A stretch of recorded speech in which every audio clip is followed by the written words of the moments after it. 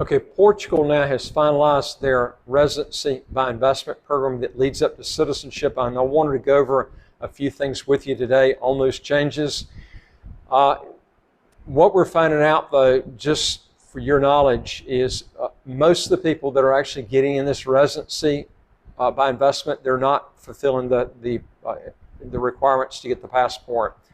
The minimum day requirement that they're actually given with just a few days each year, people are not putting that, the people who are actually putting the minimum requirements and then going over and then learning the language, they're not getting the actual citizenship because the government is coming back and saying basically, we don't see that you've actually infiltrated yourself enough into the system to get the passport, even with the language requirement. And what's happening, if you read the law says that you can apply for the passport. We mentioned this to you many times before, that the country will say, hey, after so many years you can apply for the passport. Doesn't mean you can get it, okay? And this is what's happening in Portugal. If you're not going to physically pick your stuff up and move to Portugal, we're telling people, don't even consider it. If you're looking for the citizenship, if you're wanting the residency and you're just wanting to apply the residency, you have no interest in getting the passport, which I think is foolish if you're not doing that. I would be trying to get a second passport. It's so important. I can't begin to tell you how important a second, third, and fourth passport is, especially if you're putting all this money into a program. But I'm telling you, most of the people are not getting the passport because two things. Number one is they're not moving to Portugal. Number two is they're not learning the language even when they move there. Okay, real small number of people that are actually getting the passport that's applying for the residency period. I would tell you, I've told people before to avoid this program unless you can already speak Portuguese fluently and you're planning on moving there. If you're not planning on doing it, don't go there. Okay, and there's so many better programs than Portugal. I think Cyprus is a better program. I've done videos on that. I think St. Kitts' residency by investment is better than both of those because they don't have all these gotchas and everything. And St. Kitts doesn't have any income tax, no capital gains tax, no estate tax, no inheritance tax. I'm talking about the residency by investment program. St. Kitts has got a residency program. You don't only have to pay all these government fees. You can come and move to St. Kitts and pay no income tax. Now, again, if you're a U.S. citizen, you're going to have to relinquish your U.S. citizenship. You still qualify for the foreign overseas exclusion. If you're from another high-tax country that taxes based on worldwide income, mention this in other videos, you're going to have to break your tax ties from that country, do what it takes to qualify for the no income tax system in St. Kitts. Now, Portugal does have a great passport. It is better than St. Kitts as far as visa-free travel goes. Better than Cyprus is if you're looking at passports alone. But the habitual tax regime program that's only good for 10 years, it's not a really good program. I got other videos on that. I'm not going to get into that program. It's not a good tax program, okay? And it's only that those tax exemptions are only good for 10 years. Now, and it doesn't really give you a break that much if you're going to have to form your own business in Portugal. It only helps you if your business is outside. But irregardless, it is a good visa-free travel document. You're looking at 189 countries and territories that you can go to that are visa-free or visa-free on arrival.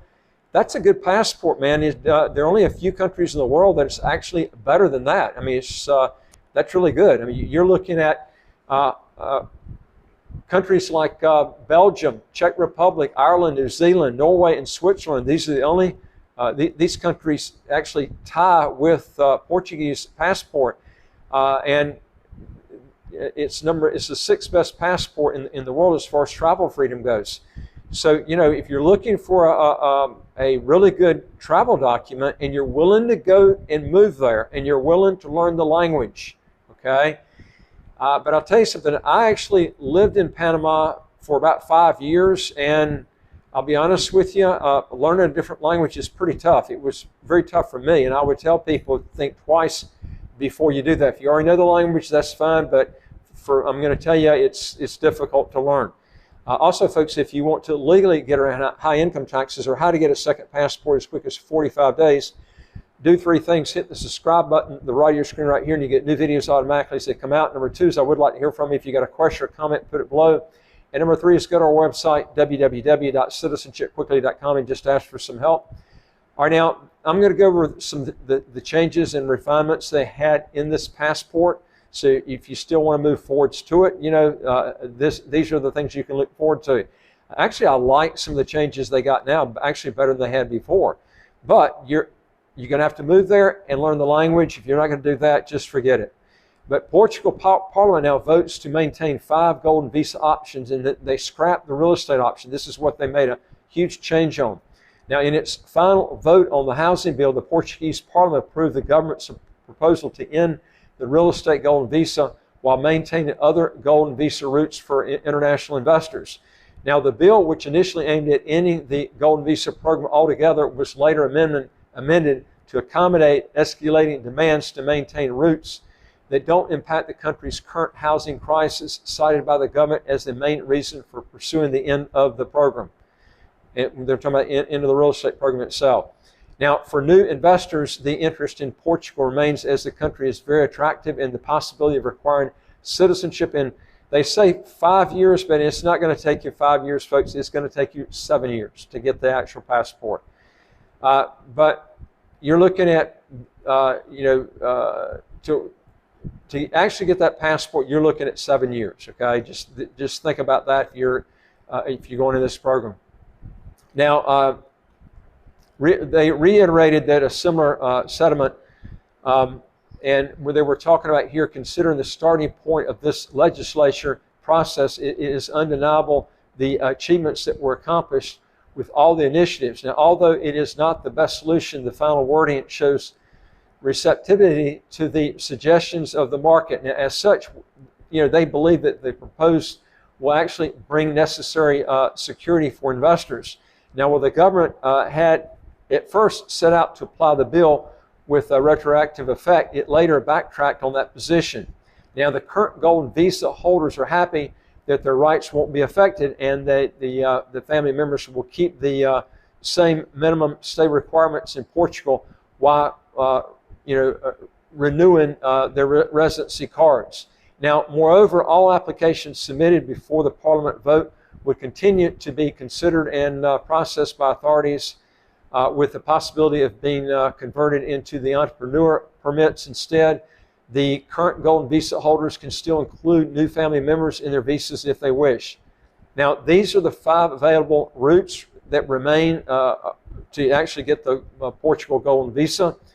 And the routes include the following, and it will cost anywhere from 250,000 euros up to 500,000 euros. Now, the €200,000 investment, investors could choose to make contributions to research institutions that are required on a national level.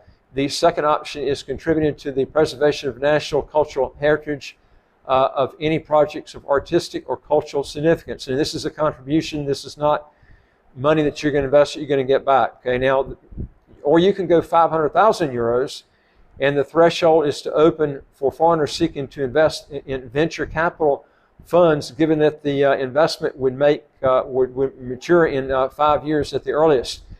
Now, for the same threshold, investors can also direct investment in a commercial enterprise that creates at least 5 permanent jobs for locals for a minimum of 3 years. Now, the problem with the investments, folks, is you need to make sure that these investments, that whatever you pick, are very liquid, because you can lose your butt if they're not liquid. Okay, and this is the key thing that you got to look at. Every one of these investments are different. Now, the 5th and final route is for any investment that creates at least 10 jobs for locals. Now, that's going to be pretty expensive to go that route, but if you're going to get a business started anyway, and you're looking for a place, but remember, Portugal has high taxes. Okay, so this is something that you're going to have to think about. Why not come to St. Kitts? No income tax. Okay, to me it's a no-brainer. But there are people that want to go this route. So if you want to do this, that's fine. I think there's also more things to do in St. Kitts. The snorkeling, diving. You got a lot more activities outdoors you can do 365 days a year, and no income tax, no capital gains tax, no estate tax, no inheritance tax. To me, it's a no-brainer, but some people think different than I do. Okay, now, they talked about that the bill stipulates now the investment activities would have to undergo an evaluation every 2 years regarding their impacts on the activity, scientific, cultural and promotion of foreign direct investment and job creation. Now, what's the timeline for the imposition of Portugal on the more housing bill that they've got here? Now, the final Parliament vote has concluded that the bill is soon heading to the office of the President of the Portuguese Republic. And Marcelo Rebelo de Sousa, who will have 20 days to decide to ratify the veto or return the bill to Parliament for amendments. Now, he also could accept the bill or send it to the Constitutional Court to confirm the legality and constitutionality of its provisions. It's not possible to predict if he will decide in a shorter or longer period. On one hand, by tradition, he's very fast in approving diplomas, considering that he was a law professor, and they went on to say here that it's following very closely the legislation process. Now, on the other hand, it's very extensive diploma with several matter, including rentals, real estate licensing, local accommodation, and gold visa, as we are officially in the summer vacation period he mentioned here. And further elaborates that adding that these circumstances make it hard to predict when the new bill will come into effect. If you want to know more on this program, folks, we do this program if you want it. There are a lot better programs than this, but if you want this program, go to our website, www.citizenshipquickly.com, and just ask for some help.